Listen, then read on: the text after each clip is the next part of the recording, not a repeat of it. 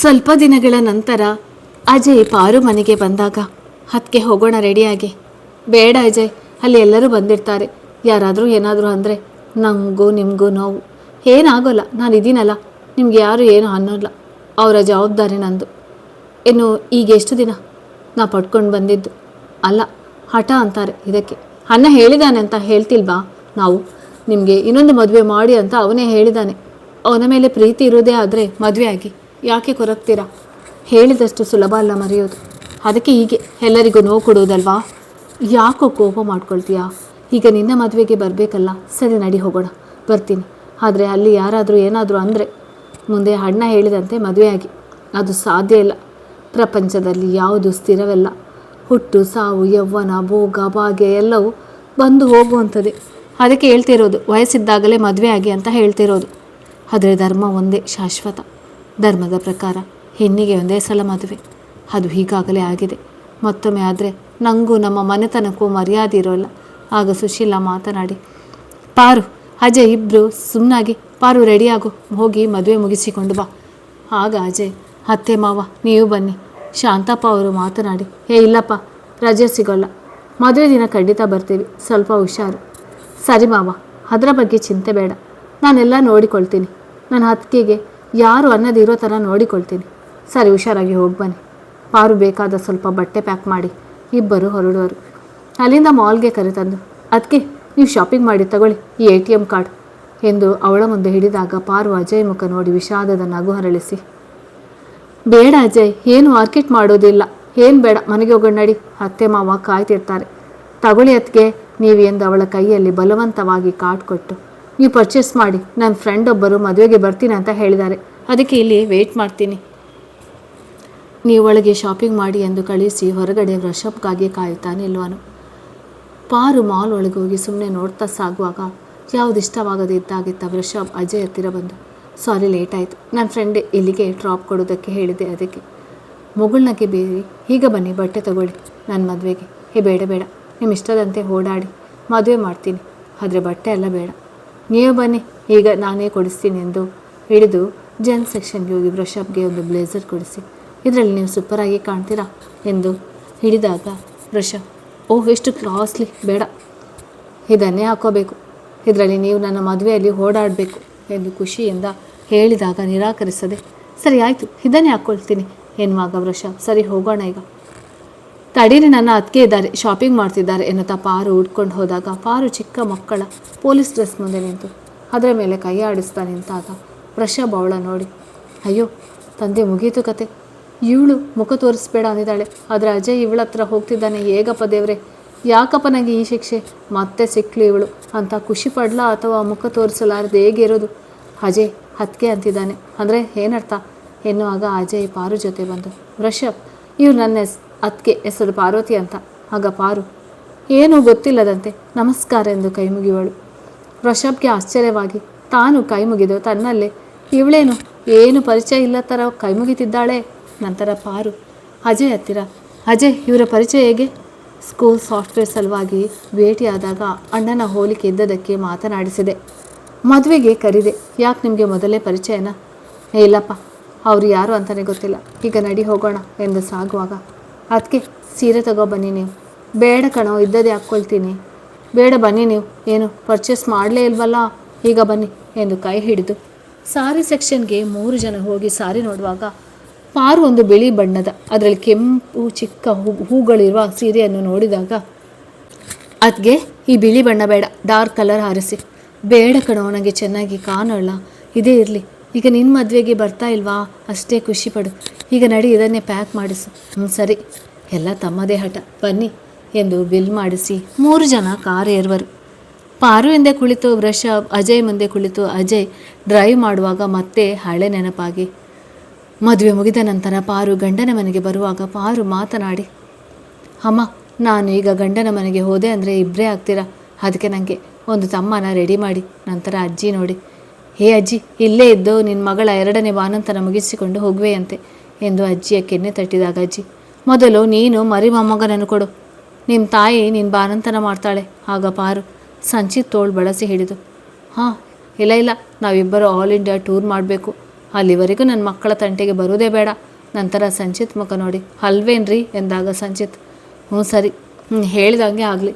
ಈಗ ಅತ್ತೆ ಮಾವನ ಆಶೀರ್ವಾದ ಪಡೆಯೋಣ ಬಾ ಎಂದು ಅವರ ಕಾಲಿಗೆ ನಮಸ್ಕರಿಸಿ ಖುಷಿಯಿಂದ ತಂದೆ ತಾಯಿಯ ತಬ್ಬಿಕೊಂಡು, ನೀವಿಬ್ಬರು ತಾಯಿ ಮಗಳು, ನಮ್ಮ ಅಪ್ಪನಿಗೆ ತೊಂದರೆ ಕೊಡಬೇಡಿ.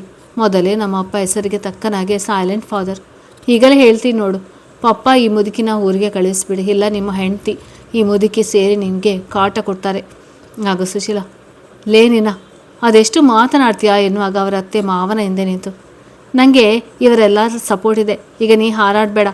ಪಾರು ಅತ್ತೆ ಮಾತನಾಡಿ, ಪಾರು ಬಾ ಹೊರಡೋಣ ಎಂದು ಕಾರ್ ಹತ್ತುವಾಗ ಒಂದು ಕಾರಲ್ಲಿ ಅತ್ತೆ ಮಾವ ಸ್ವಲ್ಪ ರಿಲೇಟಿವ್ ಹತ್ತಿ ಹೊರಡುವರು, ಇನ್ನೊಂದರಲ್ಲಿ ಅಜಯ್ ಸಂಚಿತ್ ಡ್ರೈವರ್, ಪಾರು ಹತ್ತುವರು. ಡ್ರೈವರ್ ಹಿಂದುಗಡೆ ಸಂಚಿತ್ ಕುಳಿತು ಅಜಯ್ ಹಿಂದುಗಡೆ ಪಾರು ಕುಳಿತುಕೊಳ್ಳುವರು.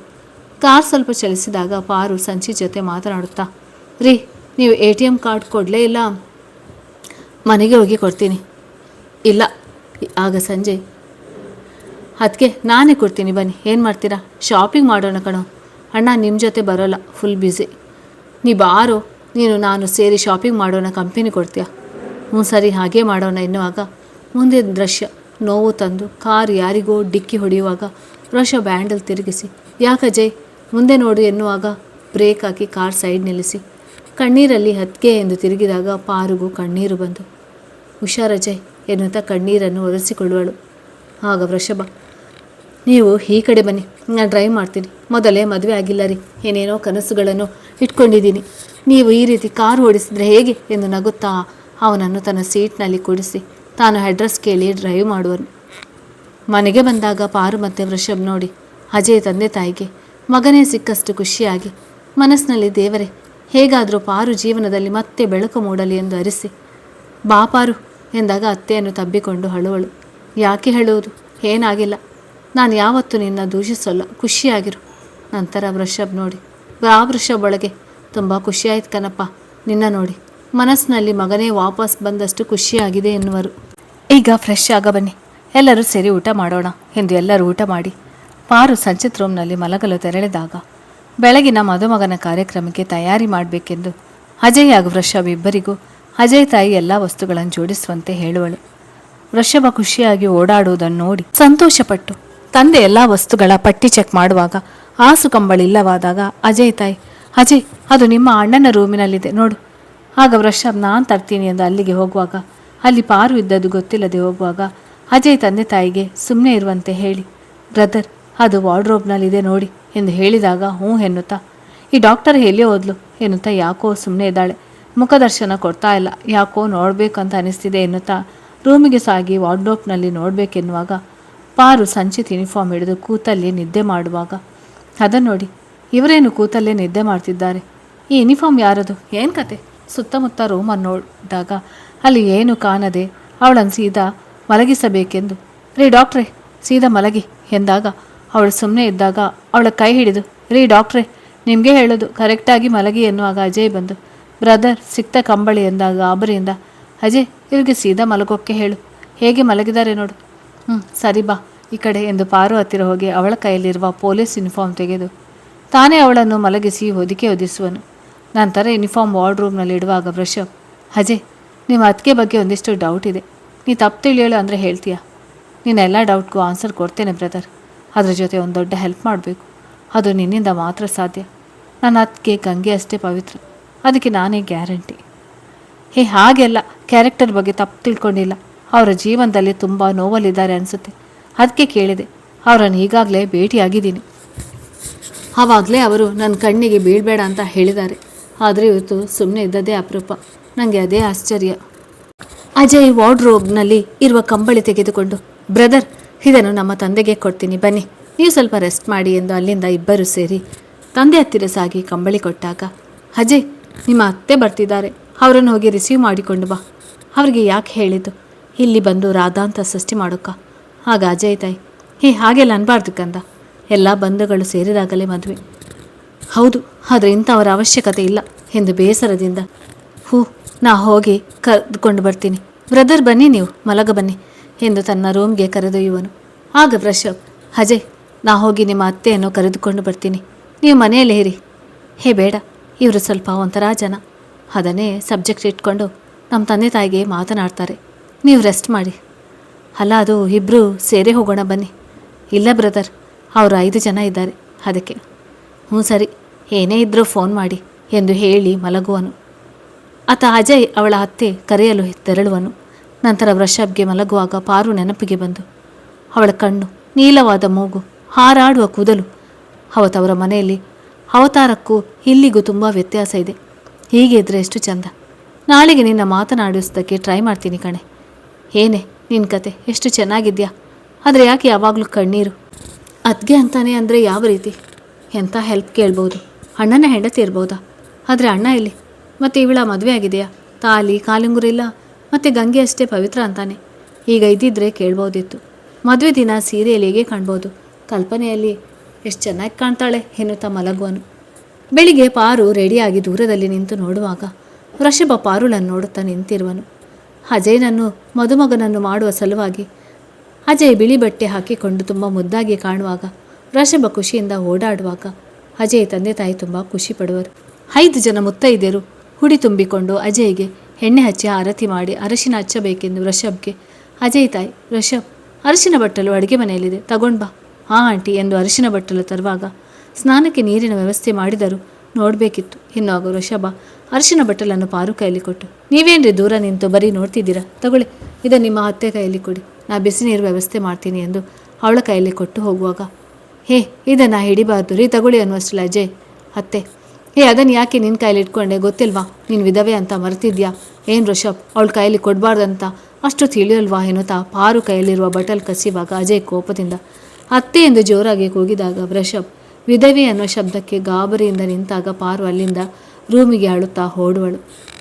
ಅಜಯ್ ತಂದೆ ಕೋಪದಿಂದ, ಮಾಲ ಅಜಯ್ ಹತ್ತೆ, ಅವಳಿಗೆ ಯಾಕೆ ನೋವು ಕೊಡೋದು, ಎಷ್ಟು ಸಲ ಹೇಳೋದು, ಯಾವಾಗಿದ್ರೂ ಹೀಗೆ ಬಂದಿದ್ಯಾ ಎನ್ನುತ್ತಾ ಅಜಯ್ ತಂದೆ ತಾಯಿ ವೃಷಭ್ ಪಾರು ರೂಮ್ಗೆ ಸಾಗುವರು. ರೂಮಿನಲ್ಲಿ ಪಾರು ಅಳುತ್ತಾ ಕುಳಿತಿರುವಾಗ ಇವರೆಲ್ಲರನ್ನು ನೋಡಿ ಎದ್ದು ನಿಂತು, ಅತ್ತೆ ಮಾವ, ನಾ ಬೇಕು ಅಂತ ಅದನ್ನು ಹಿಡಿದಿಲ್ಲ, ನಾ ಅವರಿಗೆ ಹೇಳಿದೆ, ಆದರೂ ಅವರು ನನ್ನ ಕೈ ಕೊಟ್ಟರು ಎಂದು ಅಳುತ್ತಾ ಹೇಳಿದಾಗ ಅಜಯ್ ಮಾತನಾಡಿ, ನೀವು ದುಃಖಿಸಬೇಡಿ ಅತ್ತಿಗೆ, ಪ್ಲೀಸ್, ಸಾರಿ, ನಾವೇ ಮತ್ತೆ ನಿಮಗೆ ದುಃಖ ಕೊಟ್ಟಂಗೆ ಆಯಿತು, ಅದಕ್ಕೆ ಹೇಳೋದು, ನಿಮಗೆ ಇನ್ನೊಂದು ಮಾ. ಆಗ ಪಾರು ಕೈ ಮುಗಿದು, ಪ್ಲೀಸ್ ಅಜಯ್, ಅದನ್ನು ಮಾತ್ರ ಹೇಳಬೇಡ ಎನ್ನುತ್ತಾ ಅಳುವಾಗ ಅತ್ತೆ ಹತ್ತಿರ ಸಾಗಿ ಅವರನ್ನು ತಬ್ಬಿಕೊಂಡು ಅಳುವಳು. ನಂತರ ಅಜಯ್ ವೃಷಭ್ ಮುಖ ನೋಡಿದಾಗ, ಸಾರಿ ಅಜಯ್, ಅದು ಇವರು ಏನು ಮಾತು ಏನು ಇದು ತಿಳಿತಾ ಇಲ್ಲ ಆದರೆ ನನ್ನಿಂದ ಅವರ ಕಣ್ಣಿನಲ್ಲಿ ನೀರು ಬರೋದು ಇಷ್ಟಪಡೋಲ್ಲ. ಯಾಕೋ ನನಗೆ ದುಃಖ ಆಗ್ತಿದೆ. ಸಾರಿ ಡಾಕ್ಟ್ರೆ, ನಿಮ್ಮ ದುಃಖಕ್ಕೆ ನಾನೇ ಕಾರಣ ಆದೆ. ಪ್ಲೀಸ್ ರೀ, ನಂಗೆ ಕ್ಷಮಿಸಿಬಿಡಿ ಎನ್ನುವಾಗ ಅವನಿಗೆ ಕಣ್ಣೀರು ಬರುವಾಗ ಅಜಯ್ ಬೆನ್ನು ತಟ್ಟಿ, ನಾ ಬರ್ತೀನಿ ಎಂದು ಹೊರಡುವಾಗ ಅಜಯ್ ಮುಂದೆ ಸಾಗಿ, ಪ್ಲೀಸ್ ಬ್ರದರ್ ನಿಲ್ಲಿ, ನಾನು ನಿಮ್ಮ ಜೊತೆ ಮಾತನಾಡಬೇಕು, ಅವರ ಬಗ್ಗೆ ನಿಮಗೆ ಹೇಳಬೇಕು, ನಿಮ್ಮಿಂದ ಹೆಲ್ಪ್ ಬೇಕು, ಮಾಡ್ತೀರಾ ಅಂತ ಅಂದ್ಕೊಂಡಿದ್ದೀನಿ, ಪ್ಲೀಸ್ ಬ್ರದರ್ ಎನ್ನುವಾಗ ಅಜಯ್ ಕಣ್ಣಲ್ಲಿ ನೀರು ಕಂಡು ವೃಷಭ್, ಹೇಳಿ, ಅವರು ಖುಷಿಯಾಗಿರ್ತಾರೆ ಅಂದರೆ ನಾನು ಏನು ಮಾಡೋಕ್ಕೂ ರೆಡಿ, ಆದರೆ ಅವರ ದುಃಖ ನೋಡೋದಕ್ಕೆ ಆಗೋಲ್ಲ. ಮನಸ್ಸಿನಲ್ಲಿ ಅವಳು ವಿಧವೆ ಅನ್ನುವ ಶಬ್ದ ತುಂಬ ಡಿಸ್ಟರ್ಬ್ ಮಾಡಿದಾಗ ಮತ್ತು ತಾನು ಪ್ರೀತಿ ಮಾಡುವ ವಿಷಯ ಇನ್ನು ದುಃಖವಾದಾಗ, ಸರಿ ಅಜಯ್, ಈಗ ನಿಮ್ಮ ಕಾರ್ಯಕ್ರಮ ಮುಗಿಸಿ ಆಮೇಲೆ ಮಾತನಾಡೋಣ ಎಂದು ಅಲ್ಲಿಂದ ಸಾಗುವನು. ನಂತರ ಪಾರು ರೂಮಲ್ಲಿ ಉಳಿದು ಅಜಯ್ ಅರಶಿನ ಶಾಸ್ತ್ರ ಮಾಡುವರು. ವೃಷಭಗೆ ತನ್ನಿಂದ ಇವಳಿಗೆ ನೋವಾಯ್ತಲ್ಲ ಎನ್ನುವಾಗ ಅಜಯ್ ಹತ್ತಿರ ಬಂದು, ಬನ್ನಿ ಬ್ರದರ್, ನಾ ಮಾತಾಡಬೇಕೆನ್ನುವಾಗ ಮಾಲ ವೃಷಭ ಹತ್ತಿರ ಬಂದು, ಓ ನೀನು ಆ ಸಂಚಿತ್ ಇದ್ದಾಗೆ ಇದೆಯಾ, ಅವನು ಇವಳಿಗೆ ತಾಳಿ ಕಟ್ಟಿದ ದಿನವೇ ಸತ್ತೋದ, ನಿಂಗೂ ಅಂತ ಆಸೆ ಇದ್ದರೆ ಬಿಟ್ಟಬೇಡು, ಅವಳ ಕಾಳ್ಗುಣ ಸರಿ ಇಲ್ಲ ಎನ್ನುವಾಗ ಅಜಯ್, ಅತ್ತೆ ಸುಮ್ಮನಿರಿ ನೀವು, ಹಾಗೇನಿಲ್ಲ ಬ್ರದರ್, ಬನ್ನಿ, ನೀವೇನು ವಿಷಯ ಅನ್ನೋದನ್ನು ಹೇಳ್ತೀನಿ. ಆಗ ಮಾಲ, ಏನೋ ಹೇಳ್ತೀಯಾ, ಅವತ್ತೇ ಆಕ್ಸಿಡೆಂಟ್ ಆಗಿ ನಿಮ್ಮನ್ನು ಅನ್ನಿಸ್ಕೊಂಡು ಅವ್ನು ಸತ್ನಲ್ಲ.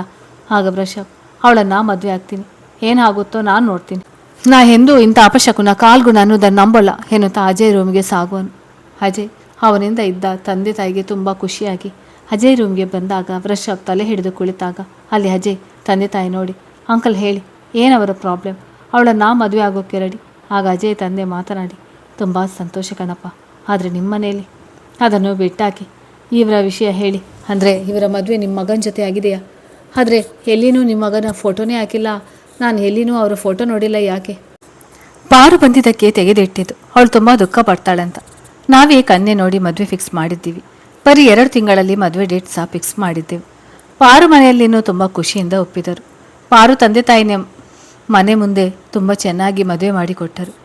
ಆದರೂ ಅವತ್ತು ಇಲ್ಲಿಗೆ ಕರೆದುಕೊಂಡು ಬರುವಾಗ ಆಕ್ಸಿಡೆಂಟ್ ಆಗಿ ತೀರಿಕೊಂಡ ಎನ್ನುತ್ತಾ ಬಂದ ಕಣ್ಣೀರನ್ನು ಒರೆಸಿಕೊಳ್ಳುವಾಗ ವೃಷಭ್, ಅಂಕಲ್, ನೀವು ದುಃಖ ಪಡೋದು ನೋಡೋಕ್ಕೆ ಇಷ್ಟ ಇಲ್ಲ, ಅಜಯ್ ಕನ್ನಲ್ಲಿ ಸಮಾಧಾನ ಹೇಳಿ ಪಪ್ಪ ಎಂದಾಗ ಒಂದು ಲಾರಿ ಇವರ ಕಾರಿಗೆ ಅಡ್ಡವಾಗಿ ಬಂದು ಗುದ್ದಿದಾಗ ನನ್ನ ಮಗ ಮತ್ತು ಡ್ರೈವರ್ಗೆ ಪೆಟ್ಟಾಗಿ ಹಾಸ್ಪಿಟಲ್ಗೆ ಅಡ್ಮಿಟ್ ಮಾಡಿದ್ವಿ. ಆಗ ಅಜಯ್ಗೆ ಪಾರುಗೆ ಚಿಕ್ಕ ಪುಟ್ಟ ಗಾಯಗಳಾಗಿದ್ದವು. ಆದರೆ ಪಾರುಗೆ ಬೇಗ ಪ್ರಜ್ಞೆ ಬರಲಿಲ್ಲ. ನನ್ನ ಮಗ ಜೀವ ಹೋಗುವಾಗ ಪಾರುಗೆ ಇನ್ನೊಂದು ಮದುವೆ ಮಾಡಿ ಅವಳಿಗೆ ಯಾವುದೇ ಕಾರಣಕ್ಕೂ ಅಪಶಕುನ ಅಂತ ಅನ್ಬಾರ್ದು, ಅವಳು ಖುಷಿಯಾಗಿರ್ಬೇಕು ಅಂತ ಭಾಷೆ ಮಾಡಿಸಿಕೊಂಡ. ಅದನ್ನು ಪಾರುಗೆ ಪ್ರಜ್ಞೆ ಬಂದಾಗ ಹೇಳಿದರೆ ಕೇಳ್ತಾ ಇಲ್ಲ. ಯಾವುದೇ ಕಾರಣಕ್ಕೂ ನಾನು ಇನ್ನೊಂದು ಮದುವೆ ಆಗೋಲ್ಲ ಅಂತ ಹಠ ಹಿಡಿದು ಕುಳಿತಿದ್ದಾಳೆ. ಮತ್ತು ನಾ ಮದುವೆ ಆಗ್ತೀನಿ ಅಂದರೆ ಒಪ್ತಾರ?